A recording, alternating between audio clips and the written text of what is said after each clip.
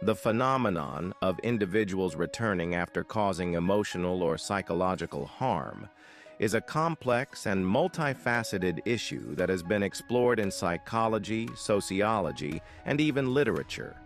This behavior can be observed in various types of relationships, including romantic partnerships, friendships, and familial connections. Understanding why people come back after hurting someone requires an examination of human emotions, attachment styles, power dynamics, and societal influences. Below is an in-depth exploration of this thesis. 1. Emotional dependency and attachment styles. One of the primary reasons people return after causing harm is rooted in emotional dependency and attachment styles. According to attachment theory, individuals develop specific patterns of relating to others based on their early childhood experiences. Those with an anxious attachment style, for example, may struggle with feelings of insecurity and fear of abandonment. Even if they have hurt someone, they may return to the relationship because they fear being alone or crave the emotional connection they once had.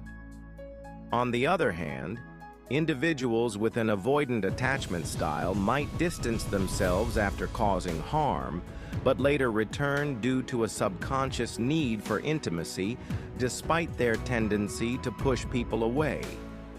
In some cases, the person who caused the harm may feel a sense of guilt or remorse and return to seek forgiveness or reconciliation.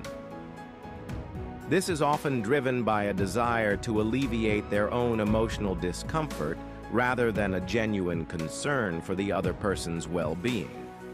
The cycle of hurting and returning can become a pattern, especially if the harmed individual is willing to forgive repeatedly, reinforcing the behavior. 2. Nostalgia and idealization of the past. Another reason people come back after hurting someone is the tendency to romanticize or idealize the past. Human memory is selective, and individuals often focus on the positive aspects of a relationship while downplaying or forgetting the negative ones. This phenomenon, known as rosy retrospection, can lead someone to believe that the relationship was better than it actually was.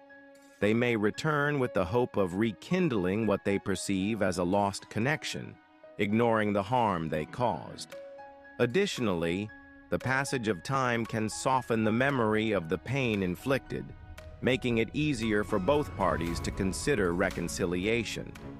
The person who caused the harm may convince themselves that the relationship is worth another try, while the person who was hurt may hold on to the hope that the other individual has changed. 3. Power dynamics and control. In some cases, the act of returning after causing harm is a manifestation of power dynamics and control. Individuals who exhibit manipulative or narcissistic tendencies may return to assert dominance or maintain control over the other person. By reappearing in the harmed individual's life, they can reestablish a sense of authority or influence, especially if the other person is vulnerable or emotionally dependent. This behavior is often seen in toxic or abusive relationships, where the cycle of harm and reconciliation is used to keep the victim emotionally invested. The person who caused the harm may use tactics such as love bombing, excessive affection and attention, or gaslighting, manipulating the other person's perception of reality, to regain control. Over time, this cycle can erode the victim's self-esteem and make it difficult for them to break free from the relationship. 4. Fear of loneliness and social pressure. Fear of loneliness is a powerful motivator that can drive people to return to relationships, even after causing harm. Humans are inherently social creatures, and the prospect of being alone can be daunting.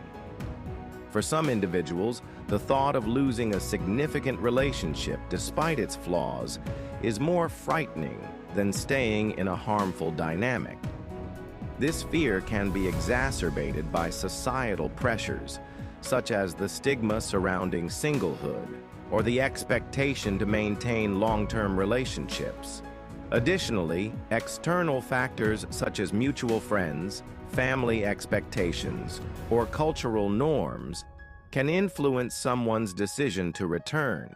They may feel pressured to reconcile in order to maintain a certain image or avoid judgment from others. 5.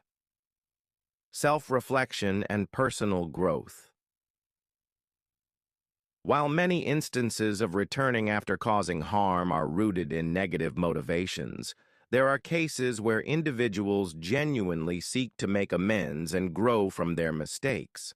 Self-reflection and personal growth can lead someone to recognize the impact of their actions and take steps to repair the relationship. This process often involves acknowledging the harm caused, expressing remorse, and demonstrating a commitment to change.